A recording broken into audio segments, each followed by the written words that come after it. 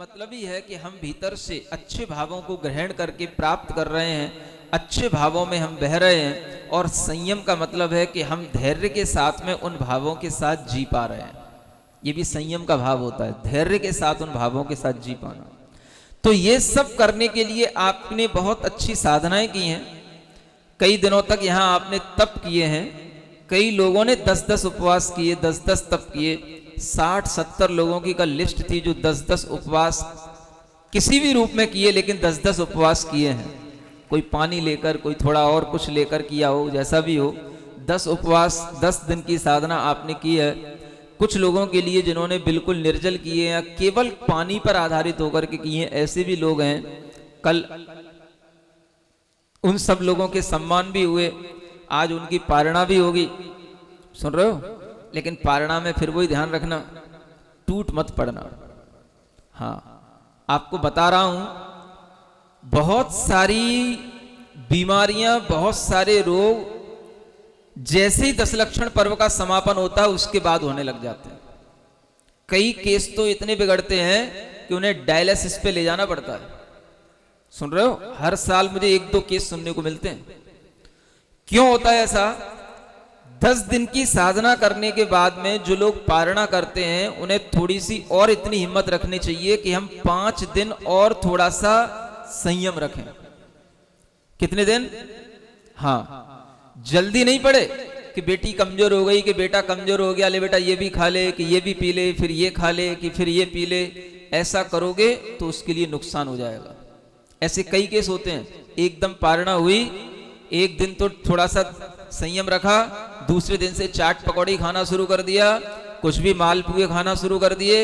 इतना खराब हुआ पेट, इतना लीवर खराब हुआ कि वो लीवर भ्रष्ट हो जाता है, किडनी भ्रष्ट हो जाती है और डायलिसिस पे ले जाना पड़ता है। समझ आ रहा है? ये केस होते हैं, इसलिए आपको बता रहा हूं।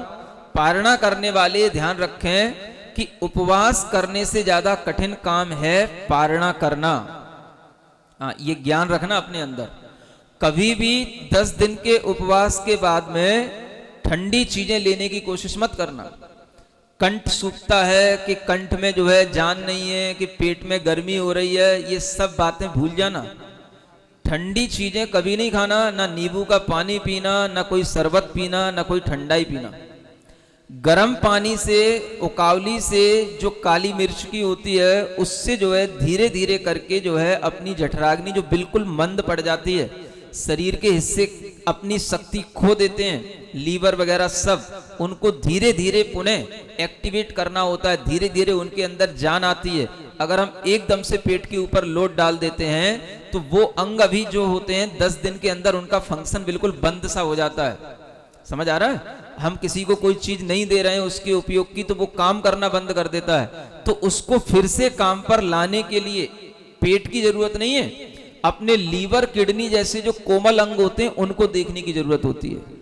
तो अगर हम जल्दी से कुछ उस पेट में डाल देते हैं, उनका काम क्या है? डाइजेस्ट करना। वो अपने फंक्शन में है ही नहीं है, उनकी एक्टिविटी बनी नहीं है, उनमें जान नहीं है, तो क्या होगा? उनके ऊपर भार पड़ेगा, वो अंग डैमेज हो जाते हैं और वही हमारी मृत्यु तक के कारण बन जाते हैं। और मरते हैं लोग, हर साल मरते हैं, हम बता रहे हैं आपको, ये बात ध्यान में रखना। पारणा करने में सावधानी रखना। 4-5 दिन अपने आप को नॉर्मल, बिल्कुल धीमे धीमे हल्के हल्के आहार पर रखना।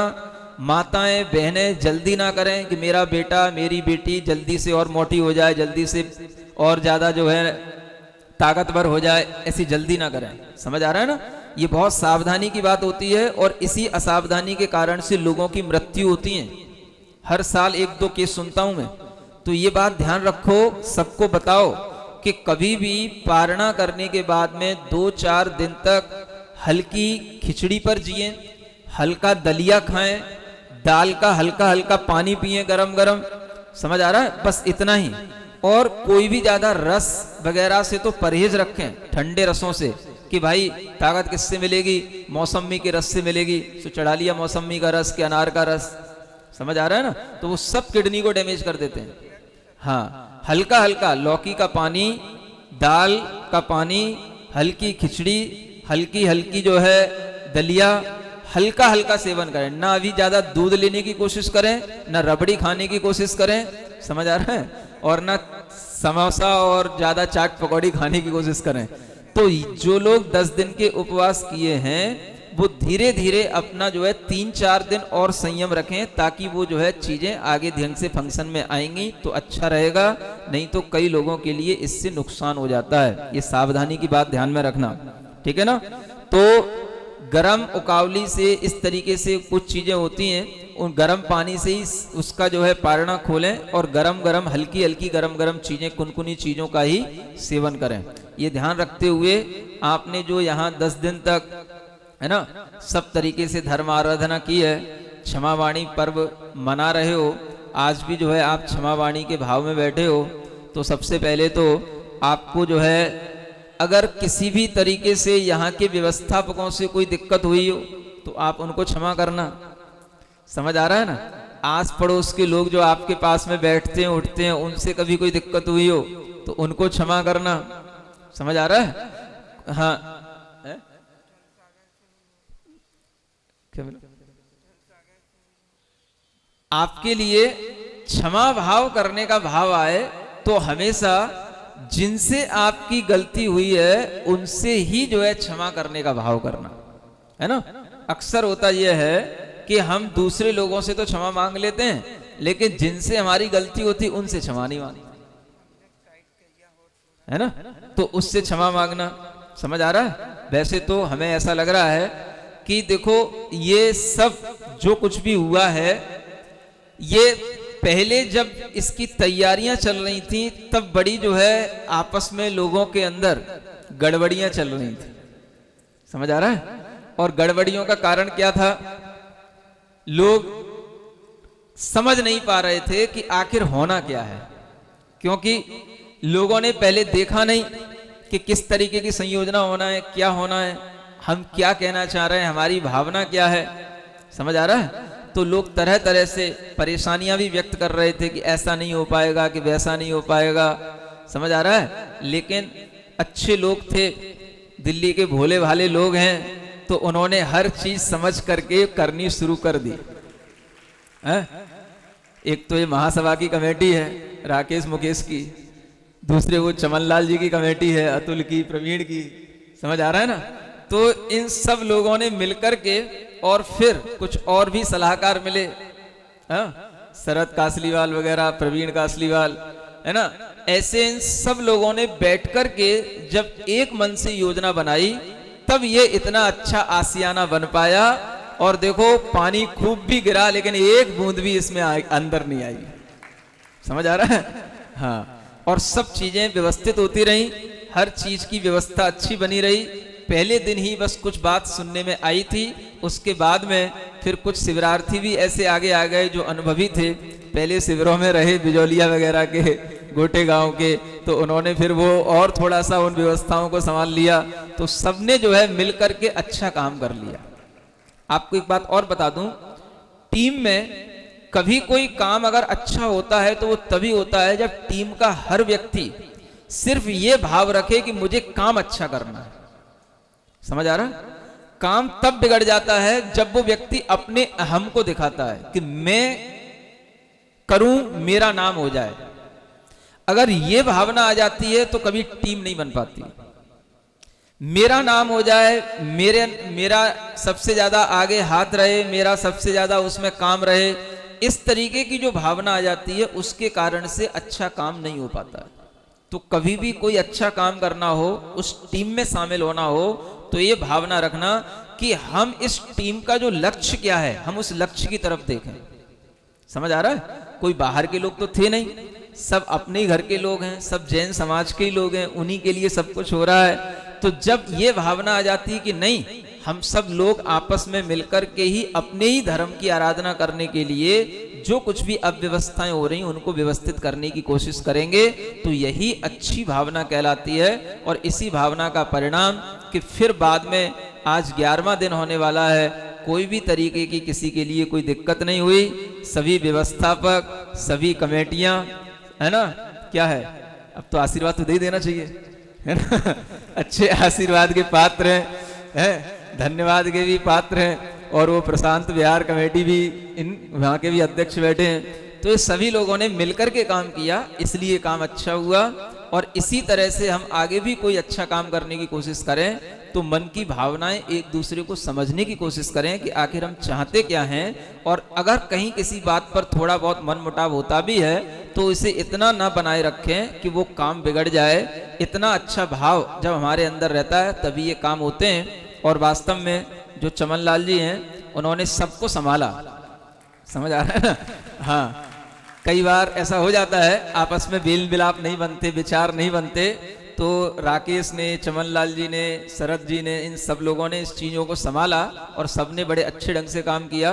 और एक आध बार तो इन कमेटी के लोगों को शरद जो है यहाँ पर रात में सोया भी है। एक दिन यहाँ चोर उचक्के आ गए थे पहले ही दिन, समझ आ रहा है ना। तो फिर यहाँ पर ये कमांडो लगाने पड़े, पुलिस फोर्स लगानी पड़ी, है ना।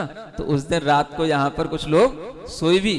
तो इस तरीके से जब समर्पण की भावना देखने में आती है तो अच्छा काम होता है। और इसी की वजह से जो है आज ये पर्युषण पर्व बिना किसी विघ्न बाधा के बहुत अच्छे ढंग से, है ना, सानंद संपन्न हुआ है। श्री जी की यात्रा बाकी है तो वह भी आप अच्छे ढंग से बाकी करके ले जाएंगे ताकि आप सबके लिए जो है ना बहुत अच्छा भाव बना रहे और धर्म की प्रभावना दूसरे लोग भी देखें। तो एक लाइन में होकर के चलेंगे, यही भावना। ओम नमः सिद्धेभ्यः।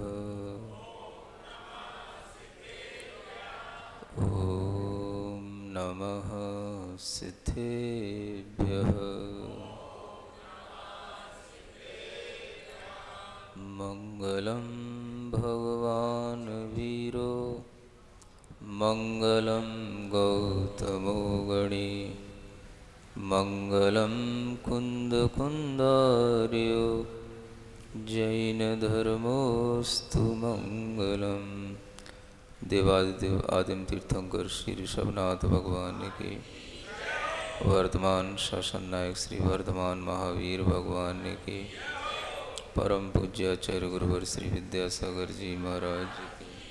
हम कह कुछ भी सकते हैं, लोग सुनकर के अर्थ कुछ भी निकाल सकते हैं, लेकिन ये ध्यान रखना श्रावक हमेशा अपनी बुद्धि से सोचता है और मुनि महाराज हमेशा अपने सम्यक ज्ञान से सोचते हैं।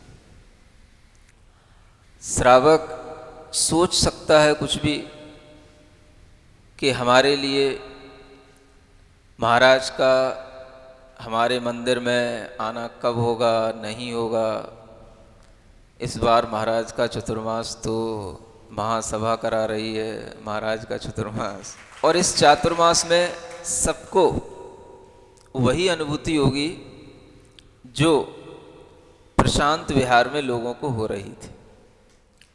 अपने अपने मंदिर में भी अगर आपके यहाँ थोड़ा सा लोगों को बैठने का स्थान है तो आप वही अनुभूति चातुर्मास की जो प्रशांत विहार में हो रही थी वही सीपी ब्लॉक में होगी और वही आगे भी जहाँ कहीं प्रवास होगा वहाँ पर भी होगी।